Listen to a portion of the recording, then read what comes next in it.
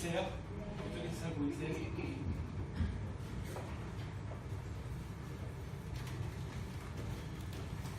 우리 집사님들 장로님을 많이 기다리고 계실 텐데 오늘 제가 또 나왔습니다. 이렇게 장로님 자리에 나오는 게 부담이 돼요. 첫 번째는 장로님 강의를 한다는 것도 부담이 좀 되고, 또 한편으로는 장로님을 다 기다리고 계시는데 뜻하지 않게 별 반갑지 않은 손님이 나온 것처럼 말씀드린 듯 하시는데 굉장히 섭섭해하시더라고요. 장로님께서 이제 하시는 말씀이 다르기 때문에 저도 이제 내고 드릴 겁니다. 아쉽게 됐습니다. 더 아쉬워하시는 분은 항상 보면 장로님이세요. 장로님이 강의를 쉬거나 말씀을 못 나누는 것을 굉장히 안타깝게 생각하십니다. 심지어 이 듣는 사람보다 더. 그래서 아마 반드시 그 나머지 부분을 하실 거예요. 오셔가지고 하시거나 따로 다시 한번 모임을 좀 요청을 해서라도 하시게 될 겁니다. 몸이 조금 건강을 회복하시는 과정이 조금 더 시간이 필요하신 것 같아요. 그래서 저는 이 자리에서 같이 우리 장로님도 필요하실 수 있도록 다시 마음 기도해 주시고 기다려주셨으면 좋겠습니다. 저는 포도나무 교회를 담임하고 있는 수영기 목사입니다. 장학생 5기고요. 지난주에 강동현 목사님이 오셨죠. 예. 제가 원래 2주차가 제가 하고 3주차가 이제 그분이 보통 하시는데 뭐 강의가 달라지는 건 아니고 그분 강의 제가 하는 강의가 따로 있습니다. 그분하고 같이 이제 제가 동기예요. 그분하고 신학교 때에 이제 장학생 훈련을 받은 소개를 들으셨는지는 모르겠는데 지금은 없는데요. 신학대학원생들 전도사님 시절에 그 이슬비 장학회가 있었습니다. 그 이슬비 장학회 2년 동안 장학회 활동을 이제 하는데 거기에서 저희 때는 암송 759전을 2년 동안 하고 매달 모여서 성경 책 읽는 것 나누고 그다음 비전 공유하기. 저희가 5기인데 5기 때에 그 303 비전이라는 말이 그때 생겼어요. 그때 만들었습니다.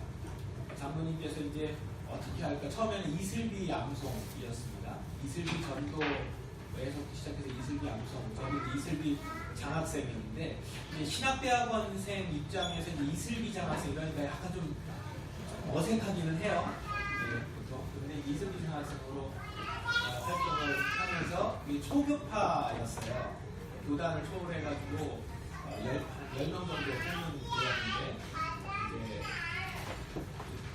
감사하게 잘 들어갔죠. 들어가서 거기서 이제 여러 교단의 목사님을 만나서 지금 그런 장학생 목사님들하고 교육하기 시작한 겁니다. 그때 이제 조금 더 이슬비 장학회의 비전을 한국 교회에 함께 나누는 것을 가야겠다 하시면서 장로님이 한번 매번 모이실 때마다 지금 우리 성도님들하고 나누는 내용하고 거의 비슷해요. 물론 이제 훨씬 더 깊어지시고 넓어지긴 했는데 그 내용을 저희 때도 모이면 이제 9시간인가 10시에 모였는데 2시까지 저희 얘기하는 건 거의 없고 암송하는 시간 빼고 1시간이다 암송하는 시간 빼고 비전 공유. 근데 그때 이제 303 이렇게 나오는 거예요. 303 이게 뭔가 좀 그랬습니다. 이게 303이라는 말이 와 닿을까 이렇게 생각했는데 제 짧은 생각이었죠. 그 비전이 지금까지 이어지고 있고 계속해서 퍼져나가고 있는 가운데 있습니다. 정말 감사하게도 전국에 있는 교회들의 또 많은 학생들과 자녀들이 303 비전 가운데서 커가고 있고 저희 자녀들도 그 303 비전의 수혜자고 저와 많은 목회자들이 303 비전을 가지고 목회 활동을 하고 있습니다. 오늘 여러분하고 나눌 수 있으면 좋겠고요. 강성교회는 제가 이제 강성교회에서는 꾸준히 지금 암송학교를 하고 있으니까 그때마다 와서 뵙고 여기 반가운 얼굴 얼굴들이나 또 보게 되는 얼굴들이 있어서 감사한데요. 교회가 계속 이 말씀으로 그리고 이 말씀 암송이라고 하는 비전을 함께 공유할 수 있어서 이 조교회가 공유할 수 있어서 좋아요. 계속 이 교회도 축복이 있었으면 좋겠습니다. 오늘 첫 번째 강의는 하나비 암송법과 암송하면 좋은 진짜 이유라고 하는 세 번째 강의예요. 장로님의 세 번째 강의 부분입니다. 여러분 그 책 소개 받으셨죠? 이거 앞에 지금 우리 가지고 계시네요. 꼭 한번 여기 살짝 들어보시래. 예. 그렇죠. 예. 말씀 한번 가르쳐 보셨어요? 이 책 다 사셨어요? 아니면 받으셨나요? 신청하면 되네요. 예, 예. 그 책 내용이에요. 그 책 내용을 이제 여기서 한 번 더 보고 그리고서 책을 보시면 좋을 것 같아요. 한입이 암송법에 대해서 들으셨나요? 들으셨어요? 이번 강의에서 들으셨습니까? 그건 아니고 그냥 알고 계시는 거죠? 똑똑하시네요. 한입이 암송법은 그 한입이가 이제 꿀벌이잖아요. 꿀벌. 이 꿀벌에 비행하는 방법을 듣고 장로님이 한입이 암송법 이렇게 정하신 거예요.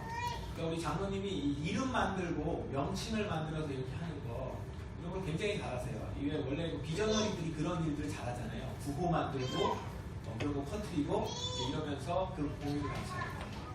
전형적인 꿈을 나눠주시는 분이신데 한입이 암송법은 바로 그런 부분에서 차가 있는 거예요. 꿀벌이 어떻게 여행하는가 하면 이 곤충을 이제 관찰하고 해서 과학자들이 보니까 굉장히 먼 거리를 가잖아요. 수킬로를 떨어진 데를 갔다가 자기 집으로 돌아오는데 그거를 직진으로 다이렉트로 쭉 갔다가 꿀을 받아가지고 쑥 들어오는 게 아니라 어느 정도 갔다가 기억할 만한 곳까지 갔다가 다시 돌아온대요. 그런 다음에 다시 갔다가 조금 더 갔다가 다시 돌아와서 또 다시 가고 이렇게 왔다가 돌아가고 왔다가 돌아가고 왔다가 돌아가고 이렇게 하면서 간다는 거예요. 돌아올 때도 다시 돌아오는 그 시점까지 기억하고 있다가 저는 그게 머리가 더 좋은 것 같아요. 그걸 생각한다는 것 자체가 더 좋은 것 같은데 그렇게 한대요. 그래서 그 한입이 암송법은 뭐냐면 암송을 쭉 계속 하는 것이 아니라 했던 부분 반복해서 익숙해지면 그 다음으로 반복하고 한다는 방법이에요. 그래서 이름은 참 그 소프트하고 이쁜데 그 방법 자체는 굉장히 기본적인 방법이에요. 그냥 반복한다라는 얘기예요. 근데 이게 사실은 우리나라 전통 교육 방법이에요. 아세요? 우리가 암송하는 데 있어서 제일 먼저 해야 되는 게 뭐냐면 낭송이거든요. 그러니까 계속 읽는 겁니다. 똑같은 본문을 읽고 또 읽고 음독한다고 하죠. 목소리를 내서. 그런데 이 방법이 성경에 나와 있는 성경 묵상 방법이에요. 성경에서 우리가 말씀을 주야로 묵상한다라고 했을 때 묵상이라는 단어 말씀 들으셨나요 혹시? 예, 묵상이라는 단어 자체가 읊조리다라고 하는 말입니다. 읊조리다, 말을 되뇌이다, 반복하다라는 뜻이죠. 그래서 이스라엘 백성들이 성경을 읽거나 그 성경을 외울 때 어떤 식으로 하냐면 계속 읽는 거예요. 내가 사람의 방언과 천사의 말을 할지라도 내가 사람의 방언과 천사의 말을 할지라도 내가 사람의 방언과 천사의 말을 할지라도 사람이 없으면 소리나는 우리가 울리는 휘가리가 되고 사람이 또 계속 그렇게 하면서 읽고 또 읽고 근데 우리나라도 그렇게 했다고 그러잖아요. 그래서 계속 읽죠. 우리가 뭐 이제 아는 거야. 이제 하늘천까지 가도 모르는데 하늘천, 따비, 거물현, 유황 이런 식으로 계속 읽어가면서 그거를 내가 습득하는 거거든요. 과거제도가 어떻게 하는지 아세요? 사실 우리나라 과거제도 같이 지금 교육을 하면 참 좋을 텐데 과거제도가 이제까지 외운 걸 다 쓰시오 1시간 안에 이런 게 아니거든요. 그게 아니고 자기가 이제까지 읽었었던 배웠었던 책과 내용들을 자기가 그걸 어떻게 인식하는지를 가지고 있다가 이제 과거 시험에서 제목을 딱 주는 거죠. 이런 주제를 가지고 풀어 쓰시오. 이런 주제를 가지고 시를 쓰시오. 이렇게 나오면 자기가 알고 있었던 내용을 총동원해가지고 쓰는 거예요. 만드는 거란 말이에요. 그러니까 창의력을 엿볼 수 있고 기본적으로 많이 들어있어야 나올 수 있겠죠. 그게 과거 제도 방법이죠. 굉장히 훌륭하지 않아요? 그것의 가장 밑바탕이 뭐냐면 이렇게 계속 읽는 겁니다. 읽어서 그거를. 그래서 100번 읽으면 깨우치지 않음이 없다. 이런 말을 하거든요. 그래서 계속 읽어가면서 읽으면서 그 가운데서 이제 깨우치고 가는 것이죠. 그런 것처럼 이 한임의 암송법도 사실은 암송을 우리가 이제 많이 한다고 하는데 여러분들 그거보다는 매일매일 계속 한번 읽어가는 식으로 해보십시오. 특히 자녀들은 더욱더 이게 잘 돼요. 암송을 계속 말씀을 읽다 보면 어느 정도 암송을 한 아이들은 그게 더 빨라지는데 말씀을 계속 읽다 보면 한 어느 정도 지나면 한 10번에서 20번만 읽으면 그 부분이 어느 정도 입에 익숙해지거든요. 뇌과학자들이 무슨 얘기를 하냐면 뇌가 어떤 부분을 새롭게 인식을 하게 되면 그 부분의 뇌의 어떤 위원과 이 부분이 근육이 만들어진다고 표현을 하는데 그 근육이 만들어진대요. 근데 그 근육이 만들어지는 과정이 좀 걸린대요, 시간이. 근데 그 근육이 만들어지기 시작하고 그 신경회로들이 발전하기 시작하면 그 다음부터는 이제 빠른 속도로 늘어나는 거죠. 그래서 왜 어학 같은 거 배울 때 어느 정도 이렇게 어학이 느는 게 아니라 계단식으로 는다고 하잖아요. 그게 이제 뇌과학적으로 증명이 되는 거죠. 그러니까 암송도 똑같은 거예요. 이게 이제 근육이 발전해야 되는 것이고 이 근육은 뇌 근육뿐만 아니라 입술에서 나오는 것도. 그러니까 암송을 잘하려면은 계속 입술로 해야 되는 거예요. 속으로 암송하는 거는 암기 하는 거죠. 암기는 한번 잊어버리는 거고 암송은 내 입과 뇌가 이렇게 그래서 그게 그냥 익어서 다운로드 받듯이 하는 거예요. 낭송이 바로 그 효과를 주는 거예요. 그래서 한임의 암송법을 할 때는 낭송하고 낭송이 되다 보면 암송이 되고 암송하는 가운데 묵상이 돼요. 이건 이제 장로님 얘기는 아니고 제 얘기인데, 네, 그 안에서 제가 이제 장로님 얘기를 듣고 좀 설명을 이렇게 한 겁니다. 한임의 암송법이 가지고 여러분들도 지금 이렇게 암송을 같이 하시다 보면 그 가운데서 여러분들이 지금 암송하는 방법을 또 개인적으로 터득하시기도 하고 되겠죠. 오늘은 말씀 암송의 5가지 유익에 대해서 같이 나눕니다. 말씀이신 하나님을 내 안에 모셔드린다고 하죠. 제가 기도하거든요. 말씀이신 하나님을 내 안에 모셔드립니다. 이렇게 우리가 많이 기도해요. 말씀이신 하나님이 성부, 성자, 성령 하나님, 삼위일체 하나님을 내 안에 모셔드리는데 그 모셔드리는 일이 거룩한 작업이요 기쁘고 즐거운 노동이다. 이렇게 표현했어요. 이게 정말 적절한 표현이에요. 모셔드리는 작업이에요. 근데 거룩한 작업이고 노동이에요. 이게 얘가 애씀이 들어갑니다. 여러분들이 그 암송하는 게 결코 즐겁지만은 않아요. 일하는 것이 즐거울 수는 있는데 쉽지는 않아요. 제가 표현을 다시 하면 쉽지 않습니다.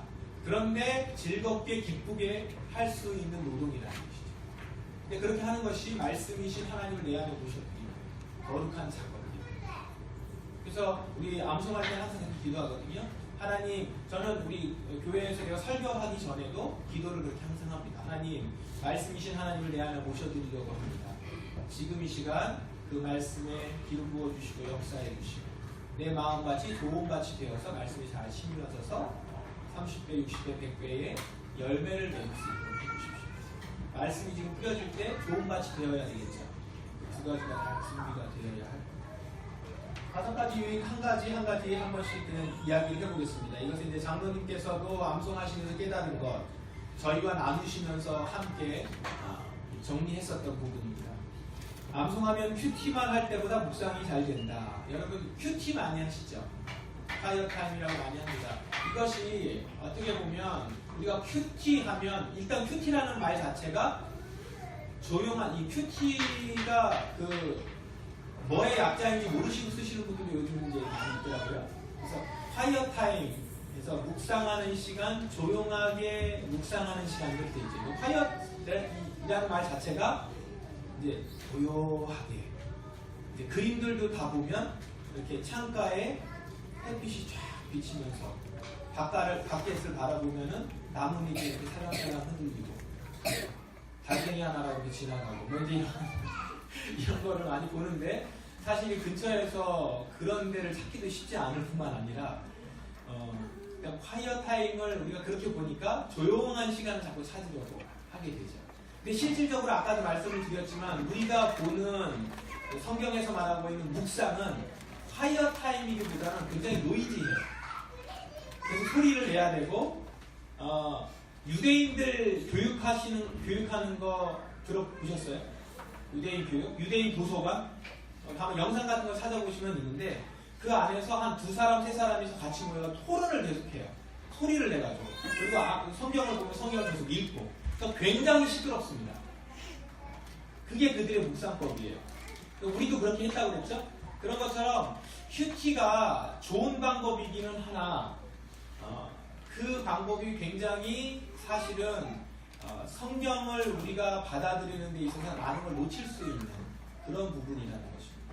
여러분들이 많은 분들이 큐티를 하실 거고 어느 교회들마다 다 하실 텐데 우리의 큐티 방법은 좀 다르게 할 필요가 있다라는 부분이죠. 그 가운데서 큐티를 할 때 묵상이 잘 된다라고 하는 부분인데 많은 부분 이렇게 경험을 하셨을 겁니다. 장로님도 이 경험을 하신 것 같아요. 말씀을 이렇게 덮어버리는 순간 이제 오늘 무슨 말씀을 우리가 나누는지 잊어버리게 되고 아니면 일상으로 딱 돌아가면서 일상의 자신으로 그냥 돌아가는 거죠. 그 다음날 되면 다시 큐티 책을 보고 이런다는 것이죠.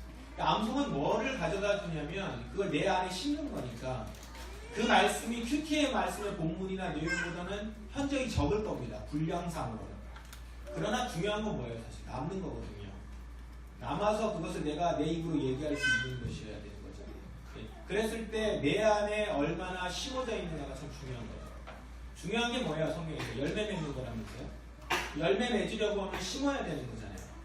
그러니까 이것이 아무데나 흙 뿌려지거나 그냥 뿌리는 게 중요한 게 아니라 심어지는 게 중요한 거죠. 그래서 제일 어리석은 사람은 뭐냐면 아무데나 뿌려놓고 나 할 일 다 했어요 라고 하는 거죠. 근데 지혜로운 사람은 많이 뿌리지 않더라도 제대로 된 곳에 뿌리는 거죠. 그러니까 사실은 암송은 묵상의 방법 중에서 우리의 마음에 심어가는 거거든요. 꾸준히 계속 반복해서. 그래서 말씀을 곱씹다 보면 그 안에서 우리의 생각이 훨씬 깊어지면서 넓어지는 것을 볼 수가 있어요.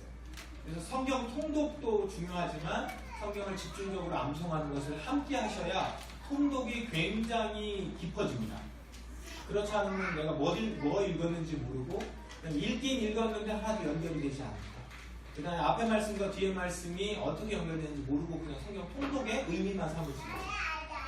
성경 통독의 의미를 삼으면서 성경 통독이나 신앙생활이 길어지면 굉장히 위험합니다. 그러면 이제 자기 의의가 많이 쌓여요.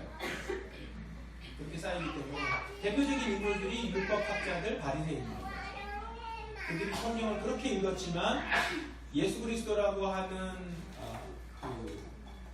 키, 열쇠를 가지고 열지를 않았기 때문에 굉장히 많은 양이 쌓여 있지만 그걸 어떻게 활용을 해야 될지 그 말씀의 비밀을 알지 못하는 거죠. 우리가 큐티도 어쩌면 그런 오류를 범할 수 있는데 암송이 그 부분을 막아줄 수 있다는 것이죠. 게다가 언제 어디서나 우리가 말씀을 묵상할 수 있고 생각할 수 있죠. 아까 얘기한 것처럼 콰이어 타임 하면은 조용한 곳을 찾아가야 돼요. 근데 암송은 내가 어디서든지 할 수 있거든요. 저희 교인들에게 제가 추천하는 방법이 있습니다. 지하철 타면은 사람도 좀 많고 막 비좁잖아요. 그때 암송을 하는 거예요. 거기서 계속 입으로. 그럼 주변이 이렇게 넓어질 겁니다. 그 다음에 이제 자리에 앉고 싶으면 그 앞에서 계속 암송을 하는 거죠. 계속. 그러면 아마 일어날 겁니다. 편하게 앉으셔서 암송하라고 얘기를 하는데 한번 해보세요. 다소 효과적이긴 합니다. 물론 조금 이제 몸이 편함이 중요하니까 그래서 암송을 어디서든 할 수 있다라는 생각을 꼭 가지시면서 보면 이것이 큰 유익이라는 걸 알 수 있죠. 해보신 분들이 이 유익을 느끼시죠? 예. 암송과 함께 큐티를 하시는 분들 어떠세요? 사실 제가 경험담도 좀 이렇게 들어보고 싶기는 한데 여러분들이 지금 적어도 6주 동안 죄송한 말씀이긴 한데 교회에서 큐티도 하고 여러 가지를 할 거예요. 그 다음에 지금 사순절 기간이라서 사순절 말씀을 하는데 저희 교회는 사순절 말씀을 뭐 매일 아침 성경 한 장씩은 읽습니다. 읽는 것을 하고 제가 새벽기도 말씀을 이제 팟캐스트에 올려놓고 같이 공유를 하는데 그거하고 더불어서 같이 하는 게 뭐냐면 지금 고린도전서 13장 여러분들 암송하는 말씀을 4절에서부터 8절을 계속 한번 하게 해요. 저희 교인들이 여기 계신 분들만큼 암송을 잘하지 못할 거예요. 잘하는 분도 있지만 제가 그렇게 계속 해도 또 못 따라오시는 분은 못 따라오잖아요. 처음 들어오신 분이나. 그래서 다시 고린도전서 13장을 하는데 사랑은 오래 참고 사랑은 오냐므로 15가지의 내용이 사실은 예수님 성품이거든요. 그럼 예수님의 성품이 사순절 기간 동안 우리가 예수님을 묵상하는 데 있어서 필수적인 부분이에요. 그리고 그 예수님을 닮은 모습이 되려면 나는 어떻게 해야 되는가? 예수님이 보여주신 사랑이 이런 거구나. 사랑은 오래 참고 사랑은 온유하며 시기하지 아니하며 사랑은 자랑하지 아니하며 교만하지 아니하며 물에 행하지 아니하며 그 모습이 예수님의 그 복음서의 말씀과 그의 행동에 하나하나 이렇게 나타나는 거죠. 그걸 묵상하는 겁니다. 그러니까 저희도 새벽기도 할 때 말씀 읽기 전에 암송을 해요. 새벽에. 그렇게 한 번씩만이라도 해도 한 번씩만 한번 되뇌이고 읊조리기만 해도 그 묵상하는 내용들이 훨씬 달라질 겁니다. 그래서 여러분 병풍 카드가 있는 거예요. 언제나 가지고 다니면서 주머니에 넣고 가방에 넣다가 언제든지 끊을 수 있죠. 성경식 피딩을 너무 어렵죠. 이렇게 되니까. 암송하면 두 번째는 암송하면 영이 맑아진다 라는 부분입니다. 이것은 뭐 어떻게 설명하느냐에 따라 조금씩 다를 수 있겠는데 이제 말씀을 암송을 하는 가운데서 지금 이런 거죠. 말씀은 사실은 암송을 하면서 내가 주의 말씀을 듣는 시간이에요. 여러분들이 여러분의 입으로 말씀을 암송하지만 여러분이 하나님의 말씀을 대언하는 거예요. 대신 말하는 거예요.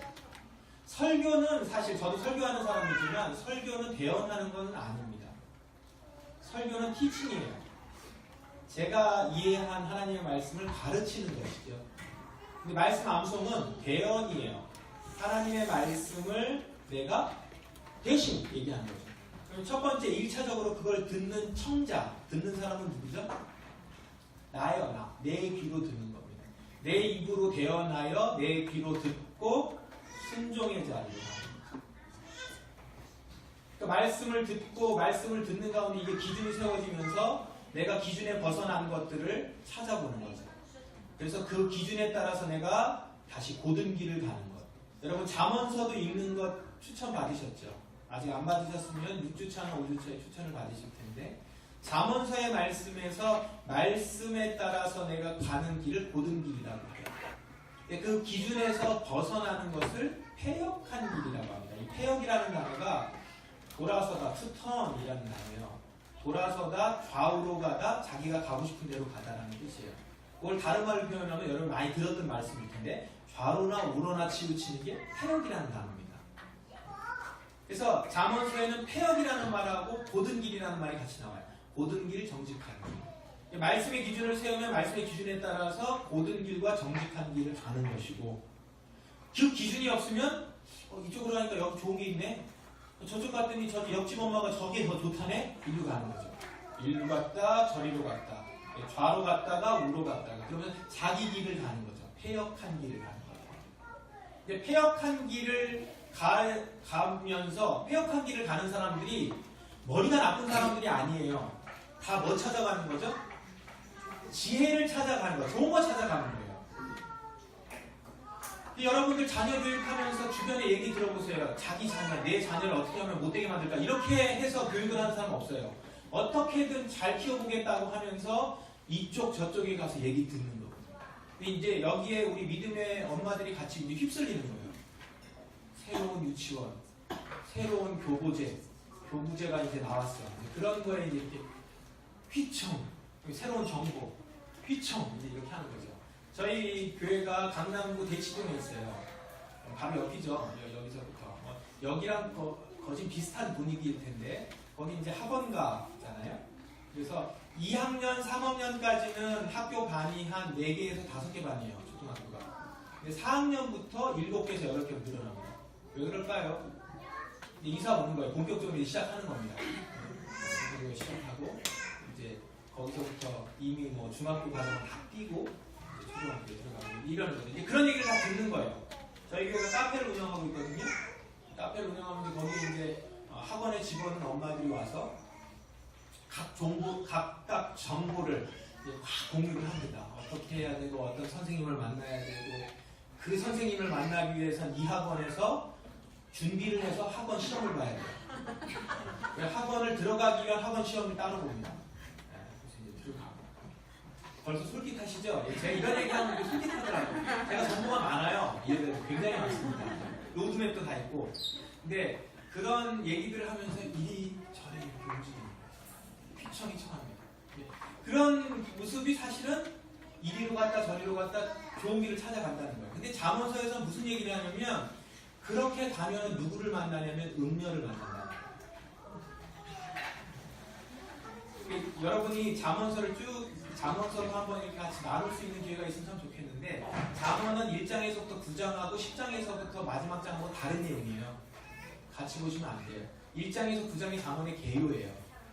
그 개요를 보면 사람이 지혜를 찾으려고 하는데 그러다 보면 음녀를 만난다는 거예요. 근데 음녀가 어떤 모습이냐면 지혜로운 모습으로 나타나요. 그래서 다 속아요. 그게 잠언서 얘기예요. 그래서 결론이 뭐냐면 지혜를 찾으려고 이리 기웃 저리 기웃 하다 보면 음녀를 만나서 음녀하고 같이 마치 도살장에 끌려가는 소처럼 끌려 들어간다는 거예요. 그게 7장인가 얘기거든요. 그런데 그러니 어떻게 해야 되느냐? 하늘로 가야 돼요. 하늘로 가면 그 옆에 지혜가 있어요. 그래서 하나님을 경외하는 자가 지혜를 찾아요.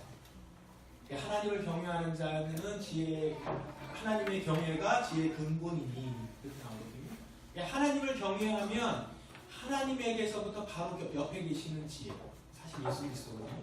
예수 그리스도를 통해서 들어주는 말씀으로 내가 지혜를 얻고 그 지혜가 우리를 끝까지 고든 길을 가게 해요. 그래서 고든 길, 정직한 길을 가는 겁니다. 이게 말씀 암송과 함께 연결되는 건데 왜 그러냐면 내가 말씀을 암송하는 가운데 하나님을 경외하며 하나님께서 말씀하신 기준에 따라서 내가 가는 거거든요. 근데 이제 여기서 우리가 한 가지 정직한 거하고 솔직한 거는 좀 달라요. 우리의 솔직한 심정은 저 사람을 굉장히 미워. 저 사람이 밉고 원수를 갚고 싶어. 내 빚은 돌려주고 싶잖아요. 이 빚은 꼭 갚으리라 이러면서 돌려주고 싶은 마음인데 그런데 말씀의 기준이 내 안에 들어와요. 그 말씀에 비춰보니까 내가 잘못 생각한 거죠. 요게 정직한 거고 요게 솔직한 거예요. 그래서 이제 이걸 맞추는 시간이 기도하며 주님 앞에 들어가는 시간이죠. 주님, 제 마음은 일어나 저 사람에게 갚아주고 싶으나 원수 갚는 것이 주님께 있으니 주님께서 갚으시라고 말씀하신 말씀에 비추어서 내가 갚지 않겠습니다. 그래서 정직한 영을 새롭게 해주십시오. 그러니까 영이 맑아지죠. 내 영이 주님의 말씀 가운데서 정직한 영이 됩니다. 그런 시간이 암송을 통해서 계속 그 말씀으로 나에게 해주신 말씀을 드립니다. 사실 여러분 큐티 하시는 것도 좋아요. 훈련이 잘 되셨으면. 근데 그 큐티도 암송하는 방법으로 하시라는 거예요. 낭송하시면서 소리를 내서. 이제 우리나라 교회에서 좀 그게 많이 쉽지는 않죠. 그러니까 여러분들이 시간을 가질 때 같이 그리고 이제 자녀들하고 지금 우리가 어린 자녀들하고 있으면 화요 시간이 있어요. 억지로 재우지 않는 이상 없죠. 이제 눌러서 재우거나 이제 거의 수면 시간. 근데 그 아이가 수면이 되면 나도 수면하고 싶잖아. 어떻게 그걸 해놓고 해요. 그거는 사실은 저 같은 남자들이 하는 얘기지. 솔직히. 그런데 아이가 깨어있을 때 암송하는 것은 같이 할 수 있어요. 같이 소리 지르는 거죠. 사랑은 오래 참고 하면서 같이 하면서 아이하고 같이 암송하는 시간을 가지면 좋겠다. 세 번째는 암송하면 목회의 능력이 붙는다. 이거는 이제 여러분들에게는 조금 상관이 없을 수 있죠. 목회니까. 여기 이제 사역자분이 계시거나 그러면 이해가 좀 되실 텐데 일단은 제 경험을 잠깐 말씀을 드리면 제가 이제 암송을 하기 시작하면서부터 설교할 때 아마 지난주에 우리 강도현 목사님 그런 얘기를 하셨을지 모르겠는데 설교할 때 그 본문 외에 내가 암송하고 있는 말씀들이 기억이 나고 연결이 되는 거죠. 이 말씀 기가 막히게 연결이 돼요. 그리고 다 예를 일일이 들 수 없을 만큼. 그 얘기는 뭐냐면 연결이 된다는 거는 거기에 살이 붙는다는 것이고 뭔가 작품이 만들어진다는 거죠. 이 말씀이 하나하나 따로따로 떨어져 있지 않다는 것이 느껴지면서 하나님이 이 모든 것을 계획하셨다는 것이 더 폭넓게 느껴져요. 구약에 있는 말씀과 신약에 있는 말씀을 내가 알고 있는데 그게 어느 순간 짜맞춰지는 것들을 신학 공부를 하면서도 알 수 있지만 암송을 통해서 개인적으로 깨닫게 되죠. 그래서 여러분 신학 공부를 개별적으로 하지 않았다 하더라도 말씀을 암송하는 사람들에게 주시는 지혜가 있어요.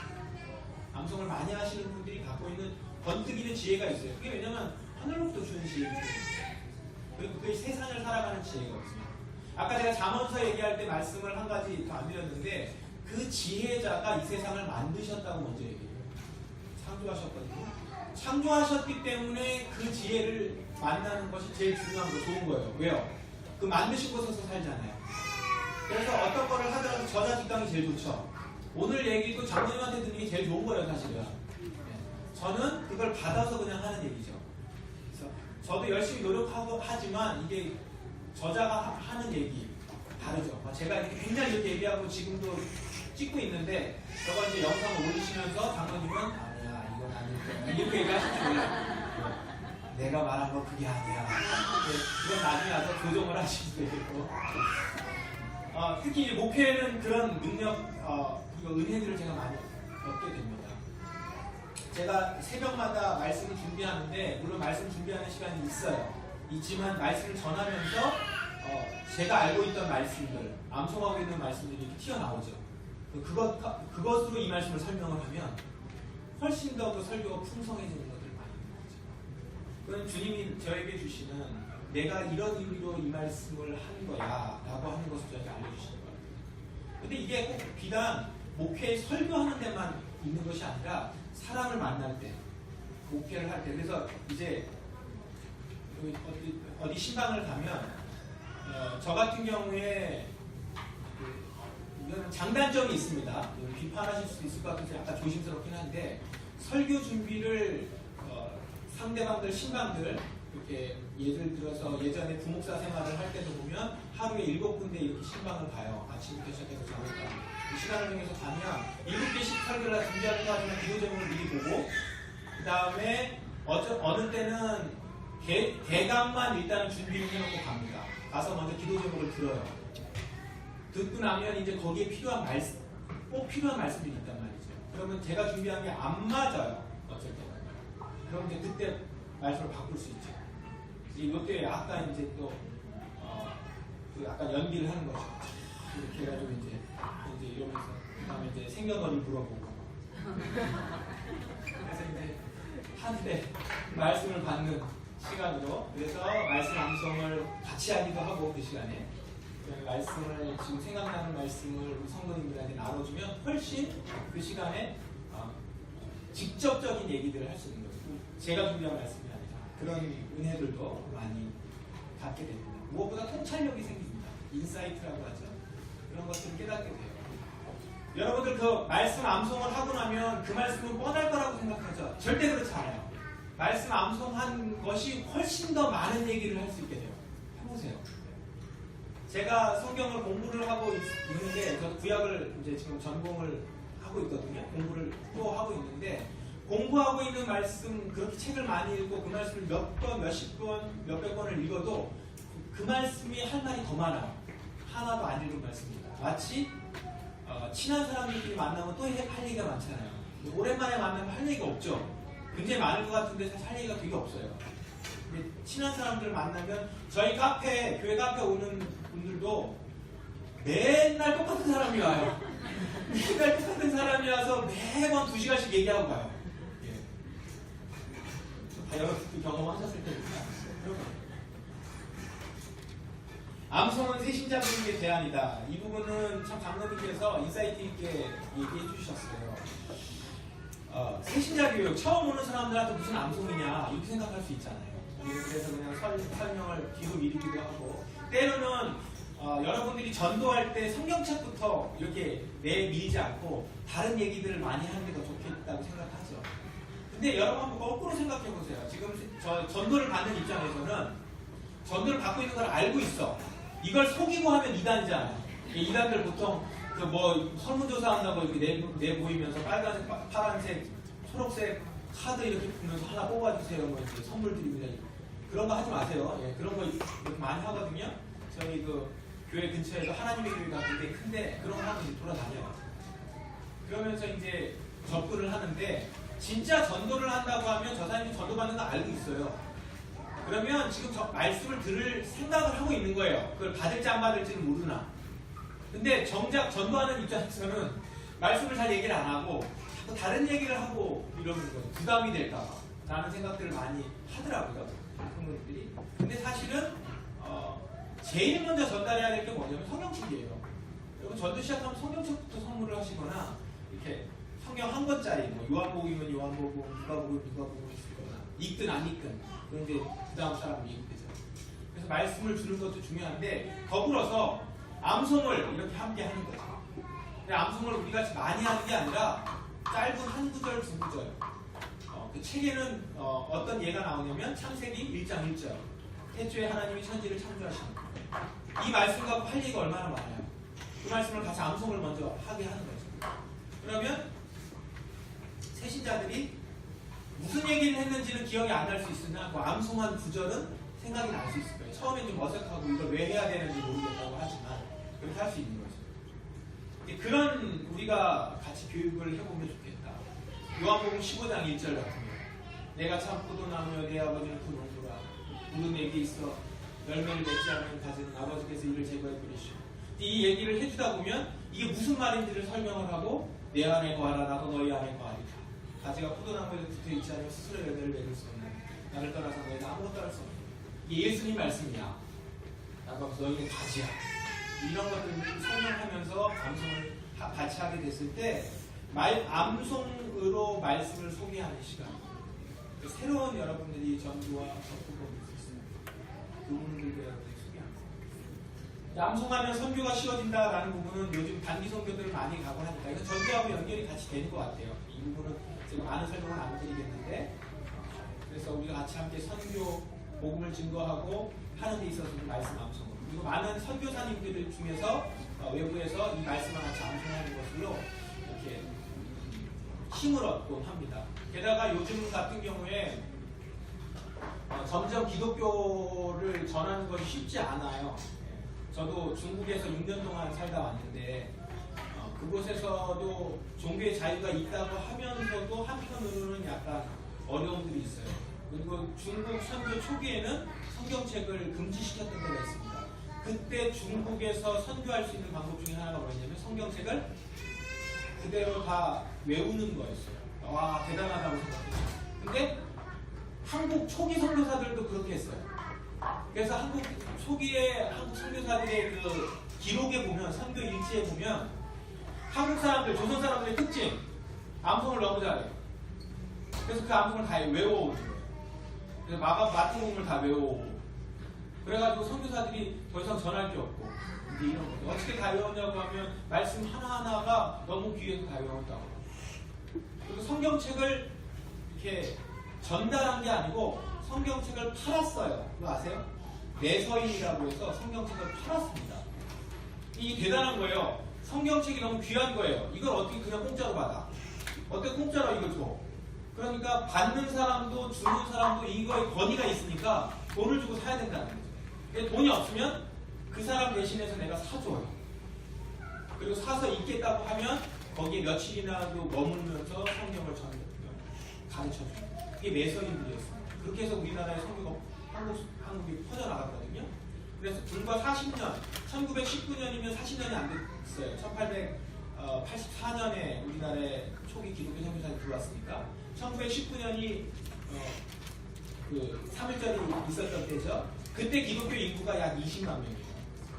근데 그 20만 명이라고 하는 기독교 인구의 8만 명 정도가 3.1운동에 참여했거든요.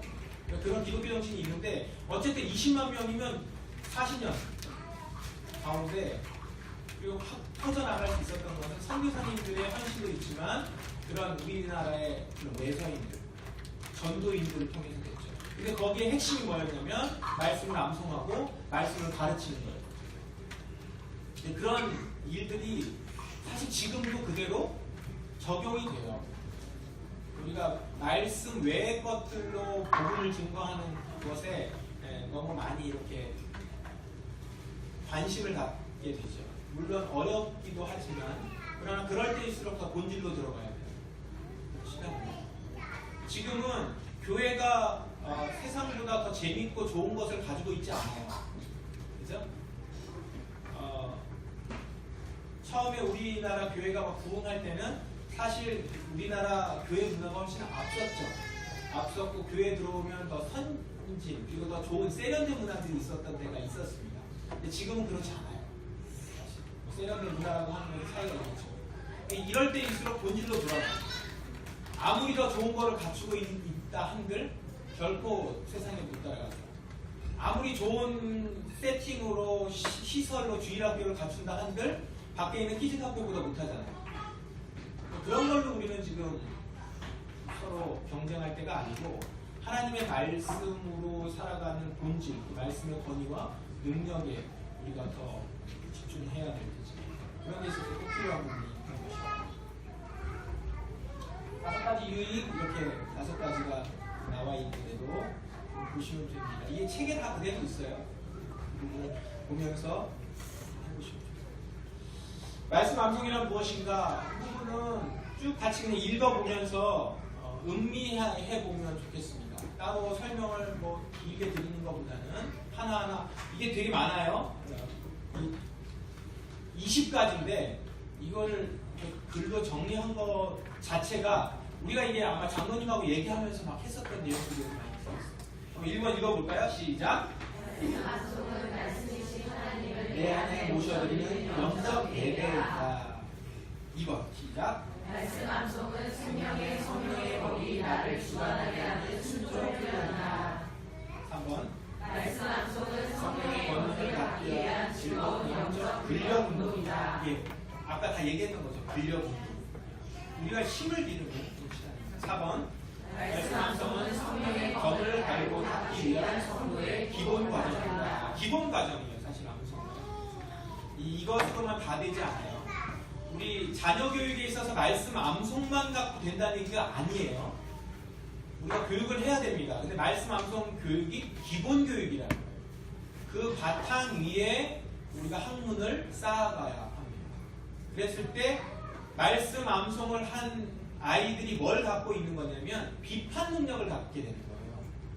학문에 대해서 생각해 보게 되고 그 학문이 갖고 있는 퀄리티 어느 정도 수준인지 이런 얘기들을 우리가 같이 할 수 있는 거예요. 자녀들이 굉장히 지혜롭게 얘기합니다. 왜 저렇게 세상에서는 얘기하지? 내가 학교에서 배워왔는데 그 내용하고 성경 내용하고 좀 다른 것 같아요. 물론 이제 창조 진화 이런 것도 있지만 그런 부분들도 분명하게 얘기가 되어 있고 동성애에 대한 관련된 요즘 나타나는 이슈들 그런 부분들 뿐만 아니라 살아가면서 하나하나의 어떤 얘기들 저희 아이가 초등학교 저학년 때쯤일 거예요. 암송을 하고 있는데 학교에선가 초등학교 저학년인지 유치원인지 잘 모르겠어요. 근데 그 여우와 두루미 이야기 있잖아요. 여우와 두루미. 그 얘기 뭔지 아시죠? 여우가 두루미를 초대했는데 여우가 두루미니까 그래 이걸로 돼 있는 쟁반에다 놔서 이제 여우는 이렇게 잘 먹는데 두루미는 부리가 있으니까 못 먹었어요. 두루미가 초대를 했죠. 그래서 주둥이 긴 데 대해서 자기는 먹고 이렇게 했다는 거예요. 그러니까 그 도구는 이제 이런 식으로 잘못 대접을 했을 때 그렇게 한다라고 나오는 거죠. 근데 이제 제 아들이 갔다 와가지고 이거는 좀 잘못됐다는 거죠. 성경은 원수를 사랑하라고 했고 내 이웃을 내 몸과 같이 사랑하라고 했으니 그러니까 이제 비슷한 교훈이긴 하지만 이거보다는 사실은 예수님이 한 방법은 그 두루미는 잘 초대를 해서 잘 먹이면서 이렇게 해야 된다는 걸 가르쳐 줘야 된다. 그래서 제가 그걸 들으면서 얘 천재다 싶었는데 그게 사실은 암송으로 인한 생각이에요. 우리가 세상에서 배우는 게 다 나쁜 거예요? 그렇지 않아요. 기본적인 걸 배웁니다. 근데 그것이 전부인 줄 알고 배우게 해요. 근데 우리는 그 정도 수준에서 살아가는 사람들이 아니라 말씀의 기본을 가지고 그것으로 이 학문들과 세상에 있는 것들을 비판하거나 생각할 수 있는 거죠. 비판 능력이 있는 거예요. 비판 능력은 필요해요. 그리고 바라볼 수 있는 것이고 그것이 이제 우리를 훨씬 더 앞서가게 만들죠. 그래서 지혜로운 자들의 삶이 필요한 것이고 말씀 암송의 기본. 근데 이것은 여러분들이 말씀 암송에 확신이 있으셔야 그렇게 해요. 그게 없으면 그렇게 할 수가 없어요. 사실은 이 얘기는 조금 이따가 두 번째 시간에 같이 좀 더 나누도록 하겠습니다. 자, 다섯 번째 시작. 복을 내려주시기 위해서 주신 거예요. 그러니까 암송을 왜 이렇게 시키냐? 거룩한 작업인데 노동인데 그 노동을 통해서 우리에게 복을 주시기 위한 것이다. 여섯 번째 시작. 말씀 암송은 오묘한 자녀를 얻는 말씀 암송 태교의 핵심 과제이다. 이 부분 이제 온유한 자녀를 얻는 온유한 자녀라고 하는 것은 온순한 것만을 얘기하지 않아요. 이 온유한 자녀라는 걸 오해하셔서 우리 애는 왜 이렇게 할까? 시끄럽고 그다음에 너무 힘이 세고 이런 것 때문에 오히려 상처를 받으시는데 다 얌전하면 어떻게 해요? 이 세상이 얌전한 것만이 아니라 온유하다는 거예요. 온유하다는 것은 컨트롤이 된다는 거거든요. 그러니까 말씀 암송 태교로 자란 아이들의 특징 중에 하나가 뭐냐면 일단은 이제 그 부모들이 말씀 가운데서 은혜를 받는 거예요. 말씀 가운데서 소망을 갖고 그리고 이제 임신한 상태의 엄마들의 이 감정 상태가 많이 이렇게 기복이 있죠. 기복이 있고 그게 이제 안 좋은 쪽으로 가면 우울로 가고 근데 이제 말씀을 읽는 가운데서 훨씬 더 감정적으로 풍부해질 수 있는 시기이기 때문에 그 시간에 성경을 읽으면 또 다른 면들이 보이죠. 제 아내 같은 경우는 그때 성경 일독을 했어요. 임신한 동안에 그 가운데서 이제 다윗의 모습을 보면서 굉장히 마음에 소망하는 마음을 갖기도 하고 때로는 거기에 있는 이제 선지자들의 모습을 보면서 내 아들을 하나님 선지자처럼 쓰신다면 내어드리는 건데 이게 좋은 모습이 아니야. 근데 선지자들 다 죽거든. 그럼에도 불구하고 내가 내어드리겠다 이러면서 혼자서 막 울고 있더라고. 같이라고도 안 했는데 막 혼자서 막 울고 있고 그러면서 이제 그 시간에 아이를 위해서 기도하고 하는 것이라. 우리가 사실은 암송 그 태교를 한다고 하면서 그 자녀에 대해서 깊이 생각할 수 있는 시간이 많이 없어요. 여러분 뭐 임신한다고 집에만 가만히 있나요? 할 일은 계속 쌓여있고 게다가 그게 둘째면 첫째 보랴 둘째 보랴 사람이 이상해지잖아요. 너무 힘들어지고 이렇게 되는 상황이에요. 그러니까 이 암송하면서 말씀을 읽어가는 가운데서 내가 태교하는 시간이 어떻게 보면 우리의 태교의 유일한 시간일 수도 있어요. 이런 시간들을 나눠가는 시간이 되면 좋겠다. 일곱 번째 시작. 말씀 암송은 하나님 주신 자녀 교육을 위한 필수 조건이다. 여덟 번째 말씀 암송은 자녀 교육을 위하여 부모에게 내리신 하나님의 지상명령이다. 이 부분은 계속 우리가 다룰 겁니다.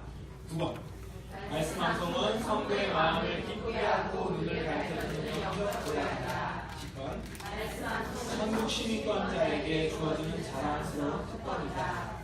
참 보석 같은 말씀들이에요. 제가 이거 읽어보니까.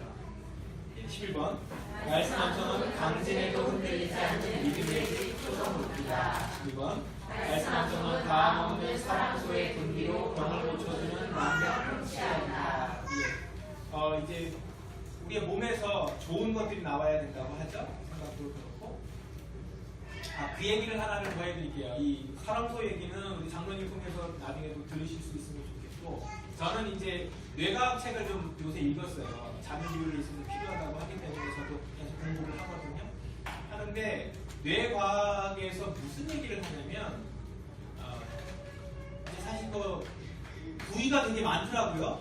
무슨 전두엽은 아주 쉬운 거지만 배배 두엽 뭐가 있어요. 근데 이제 쉽게 얘기하면 감정을 다스리는 뇌가 있고 지식을 다스리는 뇌가 있어요. 이걸 이제 우리는 공부하는 데만 많이 사용하는데 그게 아니라 그게 작용을 해요. 근데 우리의 행동은 뭐가 컨트롤을 하냐면 지식, 이성을 다스리는 뇌가 컨트롤해요. 이게 얼마나 다행인 줄 아세요? 감정을 다스리는 뇌가 컨트롤하면 그거는 인간이 아니게 되는 거예요. 화날 때 화나는 대로 행동이 못해요. 그걸 컨트롤 한단 말이에요, 이성이. 그렇게 만들었어요. 이제 그런데 조기 교육이 이걸 깨요. 감정이 발달을 하면서 그 다음에 지식이 같이 발달을 해야 되는데 여기에다가 그 고루 발달하지 못하도록 계속 스트레스를 가하면 깨지는 거예요. 지식 체계가 깨지면서 정확한 판단을 하지 못하게 만들고 감정이 컨트롤하는 쪽으로 바뀌게 되면서 굉장히 좀 안 좋은 상황들이 벌어지게 돼요. 그거는 그렇다 치고 감정하고 이 감정 그리고 양심이라고 하는 부분이 있어요. 양심의 뇌가 있는데 재미있는 것은 양심의 뇌가 많이 활발하게 움직이면 동시에 이성의 뇌도 이성을 주관하는 뇌도 같이 움직이는 게 아니라 이성을 주관하는 뇌가 움직이지 못하는 거예요. 그러니까 양심을 주관하는 뇌가 많이 움직일수록 이성은 이 뇌의 활동 현저하게 떨어진대요. 이게 무슨 얘기냐면 내가 이제 어떤 일을 해요. 하는데 이게 좀 잘못된 일이에요. 그럼 그때 양심이 발동하는 거예요. 너 그렇게 하면 나쁜 일이야. 잘못하는 일이야. 이제 이런 거 아니면 이제 두려움이 있거나 이렇게 하면 안 될 텐데 이제 이런 생각을 하면서도 하고 싶으니까 하잖아요. 막 하다 보면 이성이 안 움직이는 거예요. 이성이 안 움직이는 상황에서 행동을 하게 되니까 사실 우리의 행동의 판단을 잘하려면 이성이 잘 움직여야 되거든요. 명철해야 되잖아요. 어떤 판단할 때. 근데 이게 잘 움직이지 못하니까 정확하게 판단하거나 명철하게 판단을 못한다는 거예요. 그러면 어떻게 하면 명철하게 판단할 수 있냐? 양심의 뇌가 움직이지 않게 해야 된다는 거죠. 그 얘기즉슨 뭐냐면 이미 양심에 따라서 움직여가면 그러니까 옳은 일을 하고 그 일이 괜찮은 일을 하면 양심이 자극을 받지 않는 거예요. 그냥 좋은 일을 하고 있으니까. 그러면 그럴 때일수록 이성은 활발하게 움직여서 명철하게 판단한다는 거예요. 근데 잠언 얘기가 그 얘기를 하고 있어요. 어리석은 자의 판단이 흐려지는 것이고 악한 자가 판단을 흐려지는 거죠. 우리 안에 있는 어떤 기본적인 양심의 가책과 이런 것들을 가지면서 그러나 나는 그냥 하는 거야. 나는 원래 쓰레기거든. 뭔지 이러면서 하더라도 어쨌든 하면서 판단이 깨지고 그리고 그 판단이 어리석게 되고 게다가 이제 우리같이 말씀을 아는 사람들은 말씀을 아는데 말씀대로 움직이지 않으면서 약간 양심의 꺼리낌을 하면서 어떤 일을 하는 건데 판단이 흐려지는 거죠. 아 내가 저기에 지금 투자를 해야 되나 말아야 되나 이거 좀 안 좋은 것 같긴 한데 이게 하나님 기뻐하시지 않을 것 같은데 뭐 이제 이러면서 하다 보면 정확하게 볼 걸 못 보는 거예요. 데이터를 못 보고 상황 판단을 못 하고 이런 것이죠. 이게 사실 살아가는 데 있어서 너무 중요한 그런 부분이라는 거예요. 이게 만병통치약이라고 하는 부분도 있지만 우리가 살아가는 데 있어서 삶을 윤택하고 잘 살아가고 부유하게 살아가는 데 있어서도 굉장히 중요한 요소라는 것이죠. 13번 시작.